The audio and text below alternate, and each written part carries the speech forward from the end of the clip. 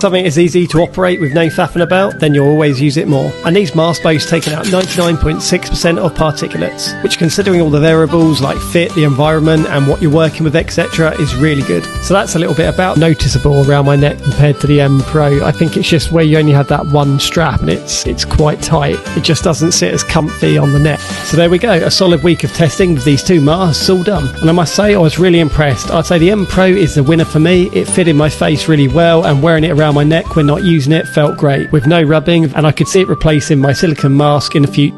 So I started off the week using the Pro M mask, and there I'm doing my wiggle of satisfaction on the fit, which I thought was pretty good. Straight in with a standard cloud of dust on me, knocking up some tile adhesive, and then I thought I'd treat myself to some dusty angle grinding.